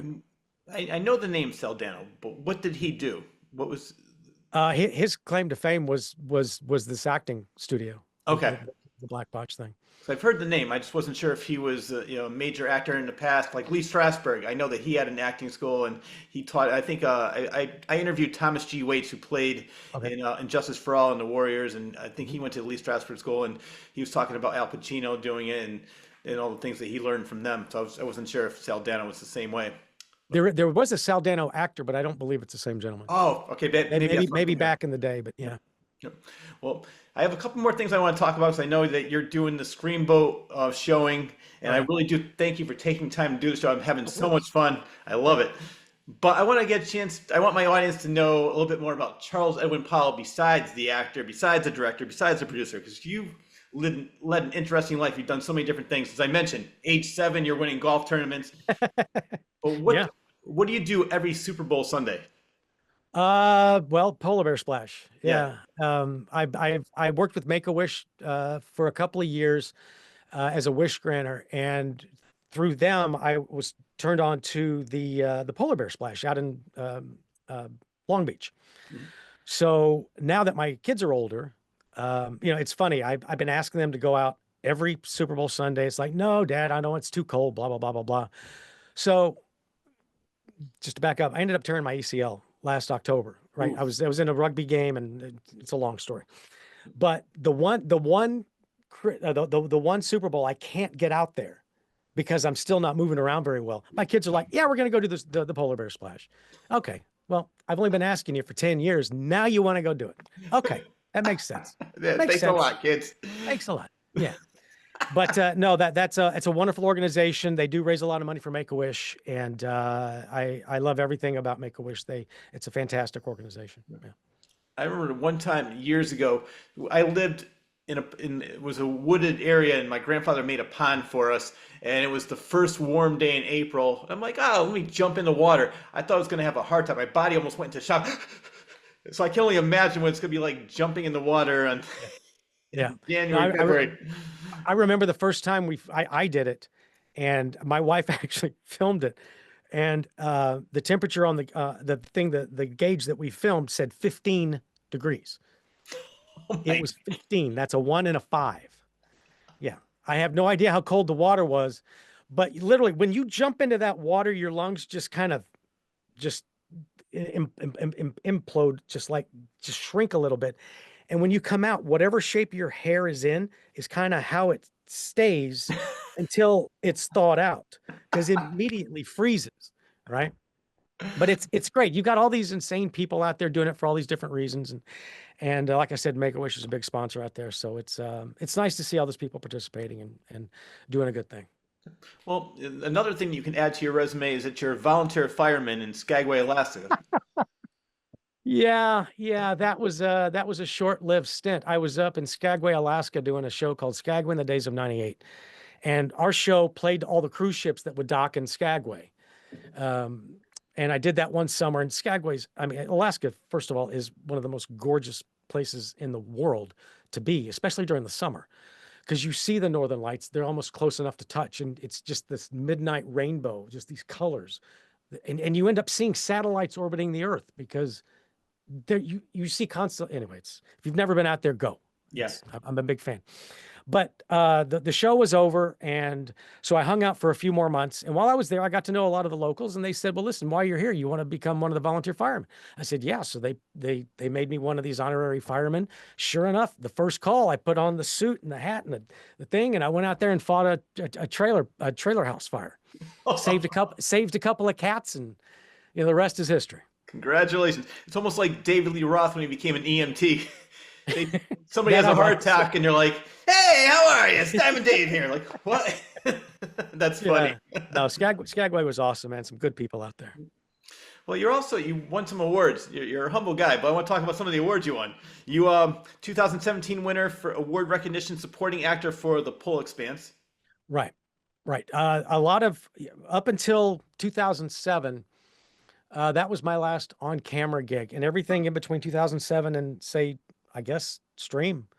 Mhm. By the time I got back into Stream, is all been voice work. That was stuff that I had done out of the studio here.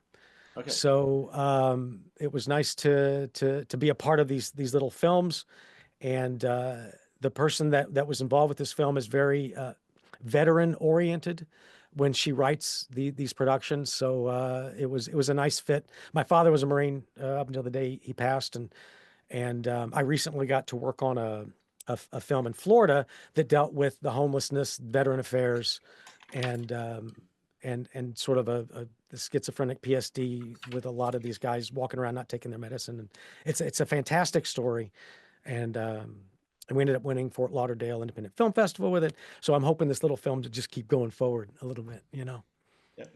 Well, in 2018, you won another award. I want to talk about the Trials of Folklore trailer, Right. Trials of Folklore Part 3 trailer.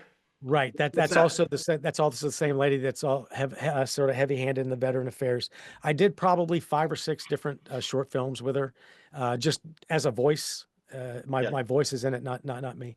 But no, anybody that has that kind of passion for veteran affairs, I tend to migrate towards, because I think they do a lot of good.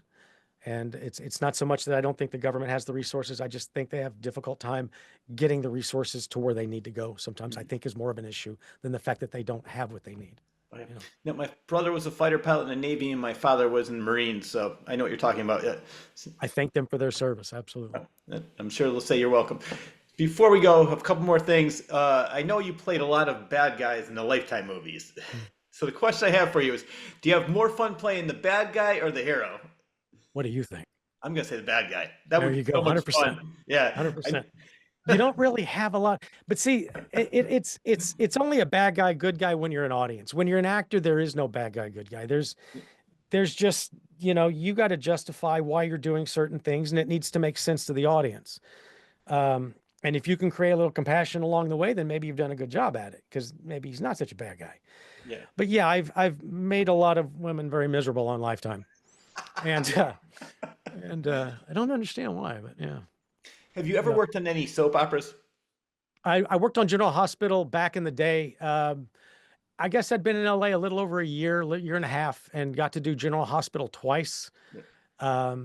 I think it was Mark Teschner that was the casting director then, and really nice guy. And that was a wonderful experience too, just to see how quick and turnaround they get stuff done. Man, you talk about pace. They at least it was back then. I don't know what it's like now, but they shoot a lot of pages pretty quick. That turnaround's pretty quick. Well, the reason I asked because I interviewed one would be Max Gale, who played Wojo Howitz on Barney Miller, and another one he played in General Hospital, and then Dawn Cody who played on I forgot which soap opera, but they both said the same thing. They're like they turn around, so you have to learn your line. You have to learn like 15 pages in 5 minutes. It goes Or that quickly. or when you've got this 2 or 3 page scene to do, Yep. which is long actually, but and then as you're learning it, somebody will walk up, tap you on the shoulder, and you go, no, I need you to learn these pages. It's like, and we shoot in 5, 4. What? Timeout. Can I No. at least look at the page first Yeah. before we Yeah. start filming? So I do have profound respect for people that can knock that dialogue out, because it's a skill set. It's a part of the brain that a lot of us don't have. Yeah. Well, I know we have Greenbow coming up. I want to talk about the movie High. Yes, we shot High in Star Hill Ranch, which is just outside of Austin, and then we had a location move to Martha's Vineyard. We shot in Woods Hole and Falmouth, Ah, and again, location gods were shining down on us during that time. And Olivia is still in the process of clearing a bunch of things to have this film released, and so we are anxiously waiting for that. And but that was a wonderful sort of slice of life movie that appeals to 3 generations, young, middle, and old, of what it's like to deal with loss. And it's a little heavy in certain places, like suicides, and how families can grieve, and things that can tear them apart versus things that can bring them back together. And it's a wonderful story that she's written and filmed and produced, and I'm looking forward to it coming out. I think it's going to touch a lot of people when they see it. Yeah. I'm looking forward to seeing it too. My parents live in Dennisport right now, Okay. so not too far from the area. But so, do you have a release date for that? And No, I do not. okay. No, I don't. Not yet. What about Silent Night in Algona? That film came out last year. I shot that right after Stream, Okay. and it came out at the end of 2023, Okay. no, 2023, I think. And that was a film based on a true story that most people don't know about. It was a World War II film, and it's based on all the POW camps that we had during World War II that were located inside the United States of America. And this one happened to be based in Algona, which is still there today. I mean, the fencing is not up, but there is a memorial site set up to remember this site. And It talked about all the World War II prisoners of war that came over, how they were kind of just like our kids going over there to fight.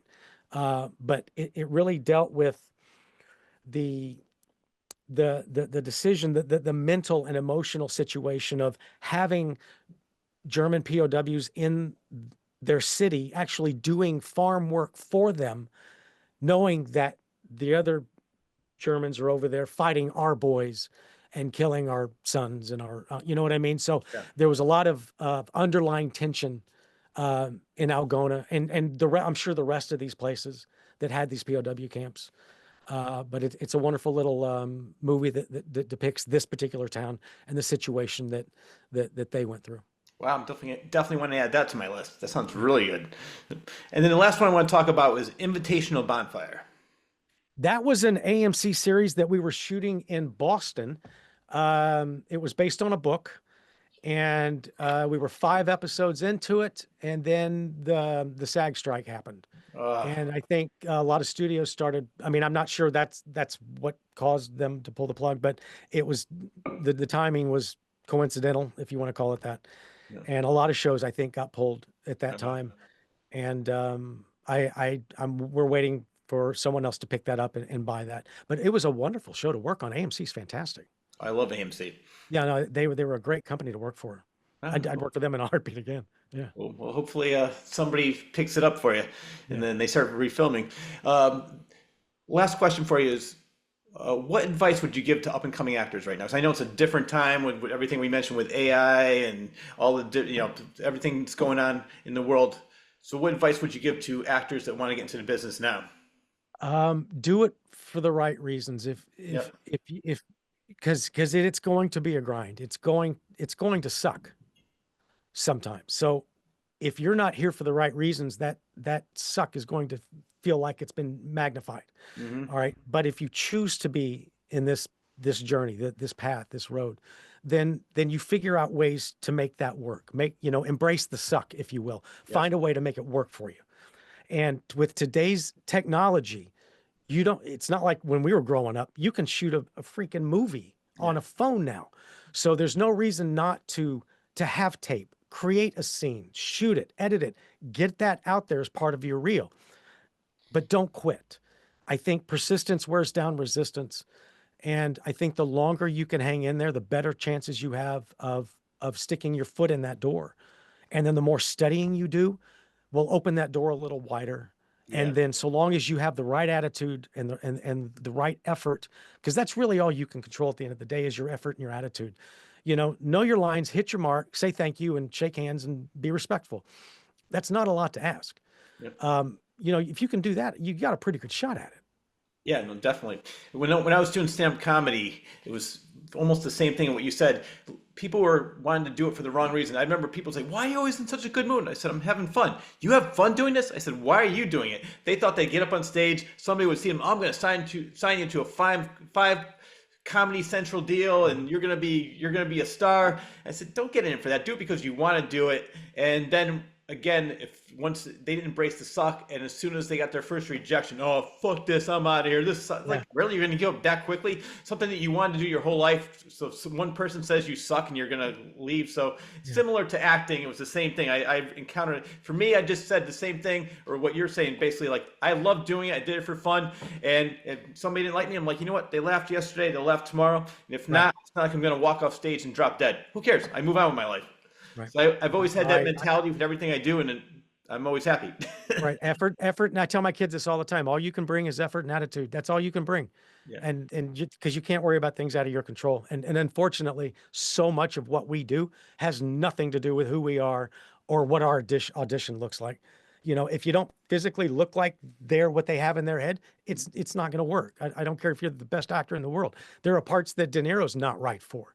Exactly. Who wouldn't want to have him, but he's not going to be right for everything. Yeah. But and I'm just using him as an example, but there are things out of your control, but you can't focus on that. Focus on, if you get an audition, God bless you.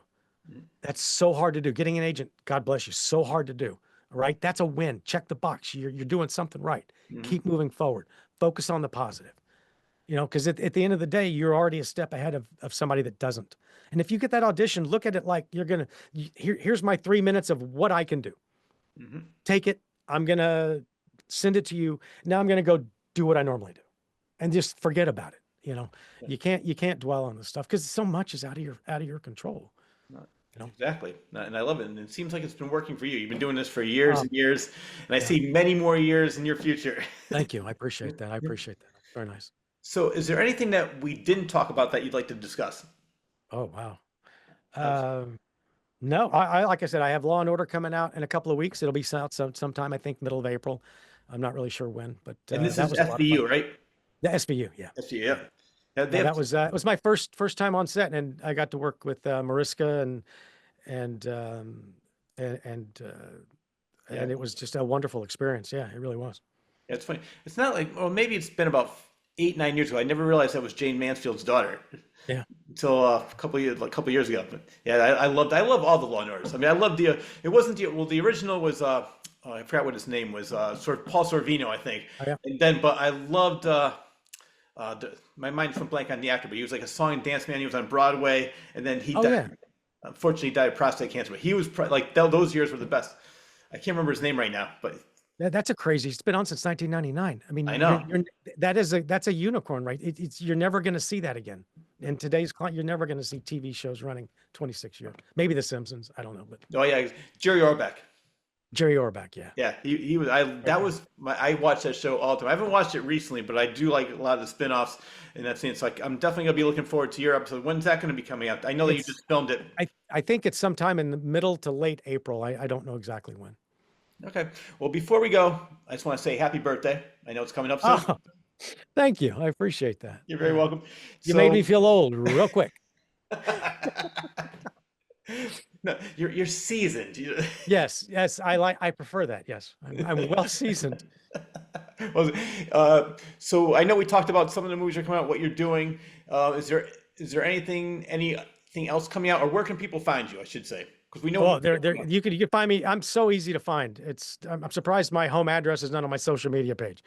Yeah. But in Instagram at Charles Edwin Powell, Facebook Charles Edwin Powell, obviously IMDb Charles Edwin Powell. You know.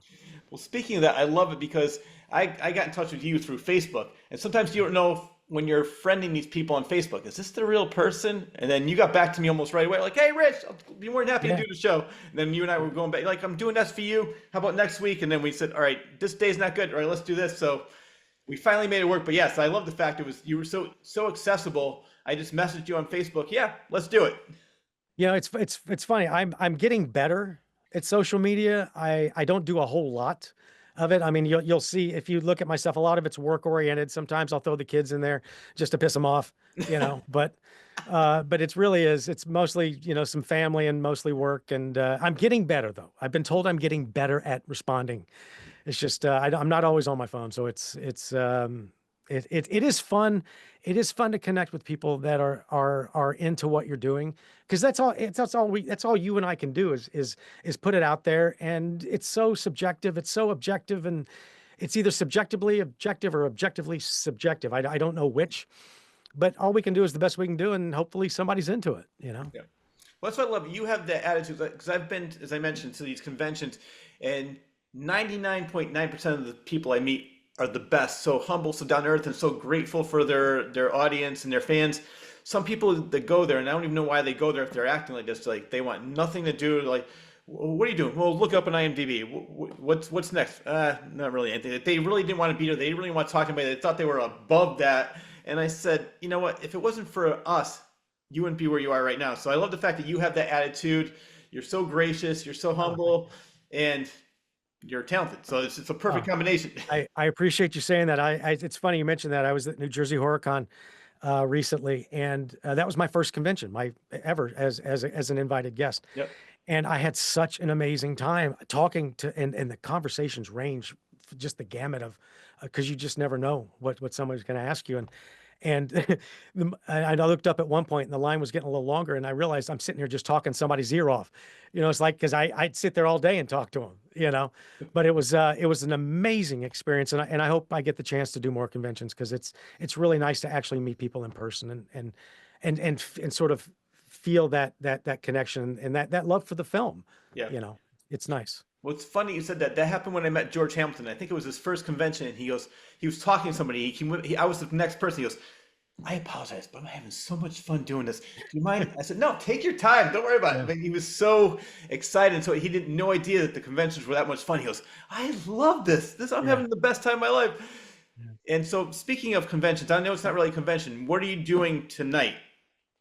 Oh, we have the Scream Boat premiere in Long Island. We're in Westbury, Long Island. And I think Mike's going to show up. Steve will show up. And who knows, maybe he'll drag his brother out here. I don't know. But yeah, it's we're over at the AMC Raceway in Westbury. If anybody's around, come take a look. But by the time you see this, it'll be over. But rent the movie. It's a lot of fun. Yes, it definitely is. I can say firsthand experience. I saw it last night in the theater. I loved it. I cannot wait to see it again. Charles, you are welcome back on the show anytime. I had so much fun talking to you. You had such a great career so far, and I can only imagine what you're going to be doing in the future. So please come back anytime. I appreciate it. Thank you so much, Rich. I thank you very much for your time, and thanks for getting me on the show. Yes, anytime. Thanks for getting back to me so quickly. I appreciate it. Oh, no worries, man. You're getting really good with that social media. Now, what do I do? If anytime I have any problem, I just ask my son. I just hand him my phone. I go, I don't know what I'm doing. He goes, give me the phone. Just give me the phone. And now you know how to get in touch with me. So tomorrow morning, give me a call. I'm going to read my intro again for you. Oh, right. Right. Absolutely. And I'll get those photos to you. All right, thank you very much. That wraps up the latest episode of The Claw's Corner. A huge thanks goes out to actor, director, producer, and voiceover actor Charles Powell for taking time out of his extremely busy schedule to be a guest on my show. I also need to thank editor extraordinaire John Bristol of the award-winning Element Productions for always doing a superb job editing this show each and every week and making it available to all on YouTube and Patreon. I am also extremely grateful to Rob Bull and Al Coles for all they do to make my show available on Spotify, Audible, Amazon Music, iHeartRadio, as well as the local cable station. And lastly, but definitely not least, I need to thank you, the viewer, for always tuning in. You too, Charles. Thanks a lot, everybody. Have a great night.